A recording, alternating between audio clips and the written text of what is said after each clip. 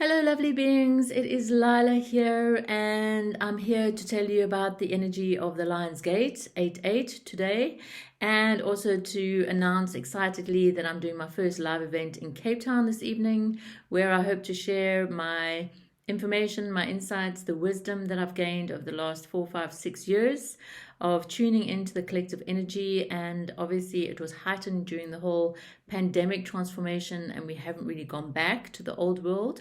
So we are in a deep stage of transformation, collective evolution. And so I'm really looking forward to seeing those people that will be attending, and hopefully I can go on a roadshow. So if you want to see me in your town or village or country, then please just drop a comment and let's make it happen. Today, the 8th of the 8th, was a very powerful awakening for me 12 years ago now.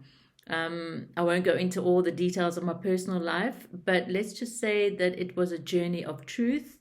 It was a journey of authenticity, and probably one of the most difficult truths in my life that was spoken at that time really led to such a heart expansion and such a heart opening that my journey in understanding the energetic realms of the heart and the field of the soul really began in earnest.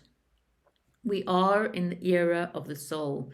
We are in an era where you're being asked to look at yourself as a soulful being, as a being, a person, a vessel of cosmic forces, the same forces that drive the planet, that create beautiful millions of many beautiful different living beings on our planet, in the sea, in the air, on the earth.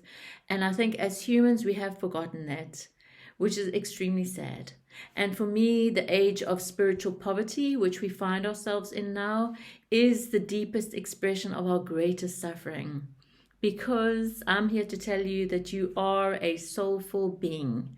You have a soul. You have a spirit. You are connected to the Great Mother, the Great Spirit. You are connected to the same forces of the universe that have created this beautiful planet we live on. And as humans, we've become so disconnected with that truth. We've become so disconnected from one another that we have lost the awesomeness of us as individuals. We have forgotten that we have the power within us to create a new world. Yes, you do. I'm speaking to you.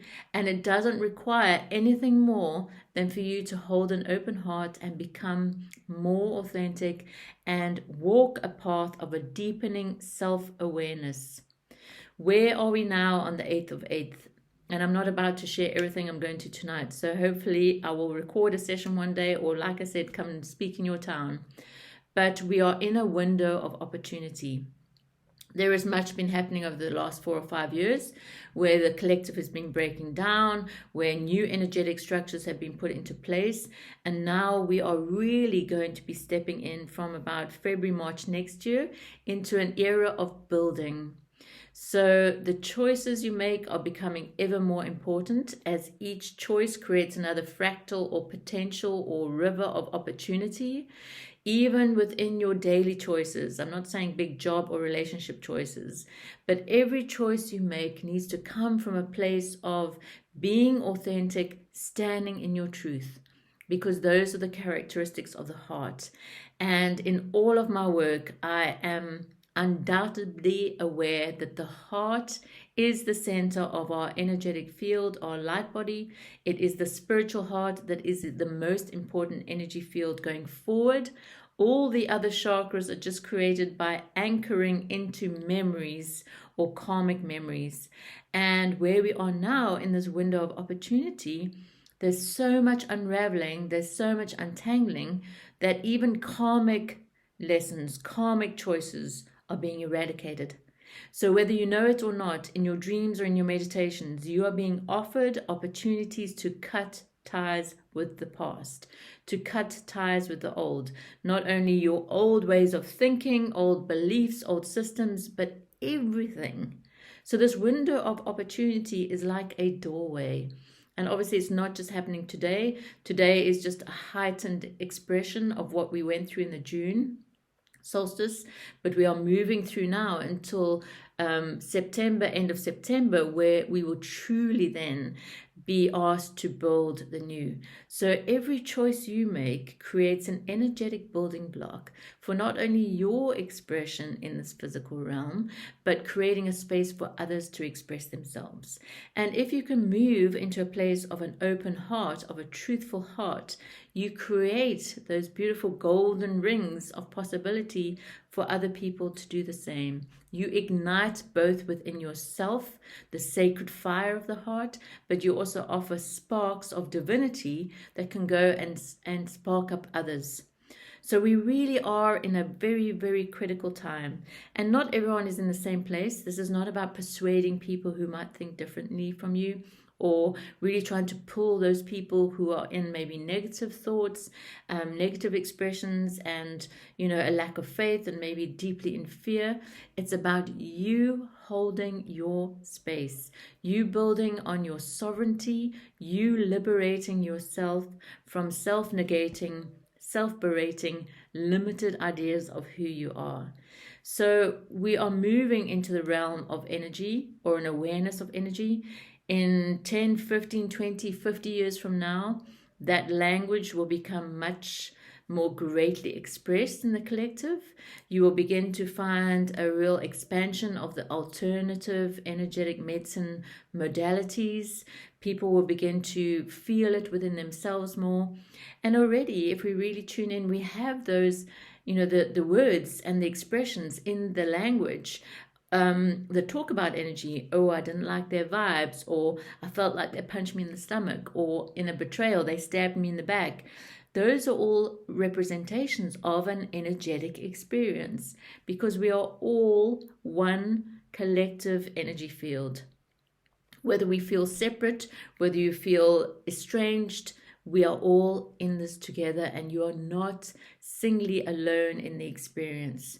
So what I was pushed strongly to share with the initiation of the pandemic was to help people understand responsibility, to help people understand how they take accountability for their words, for their thoughts, for their actions.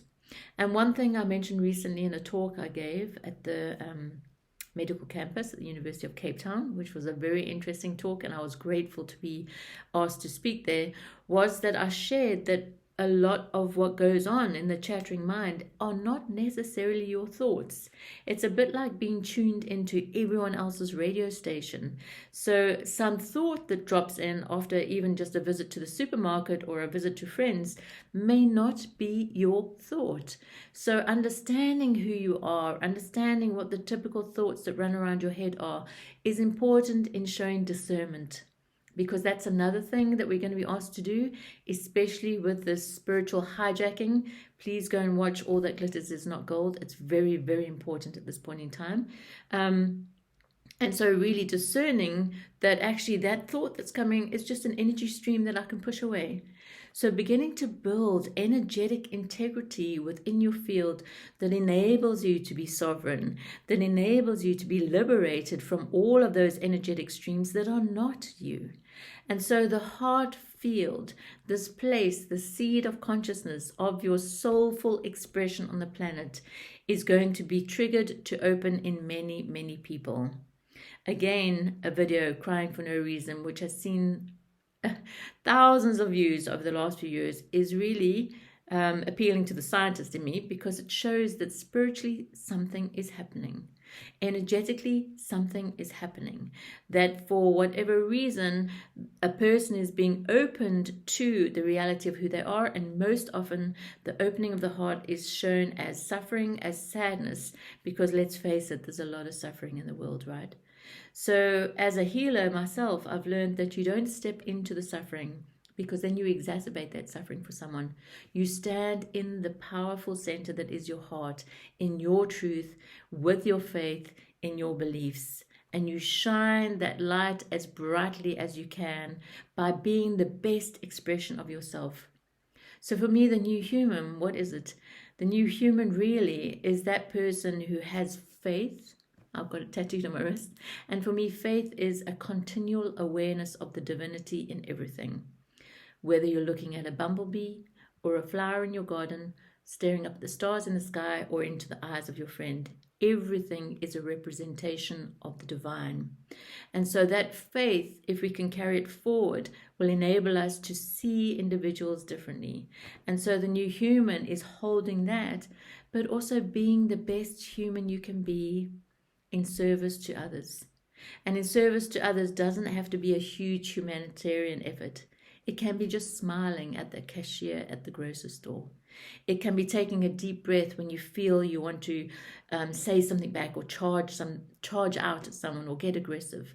It's the deep breath, it's the presence, it's really trying your absolute best to be the kindest expression of you, to understand your thoughts, to spend time in solitude so that you have a space to listen, to spend time in nature. Because nature holds coherence. Nature is as close to God as you're going to get.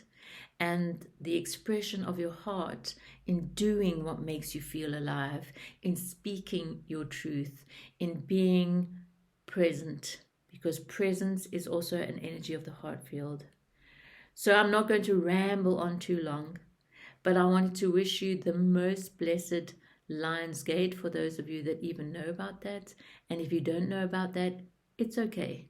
Today is just the 8th of August, 2023, and we're stepping into building a new energetic framework on which a new world will be built. I hold hope in my heart. I retain the highest hope for the goodness of each human to be expressed, and for us all, in whatever way, big or small, to reduce the suffering of the people that we have around us. So as always, sending you much love and blessings. If you want to know more about my work, then please just check out my website, drop me an email. And if you want me to come and talk in your place of birth or your country, then let me know and let's make that happen, because I'm here to spread the news and I'm here to help birth the new human. So sending you much love from my heart to yours, from my home to yours, and please take care of yourself. Bye for now.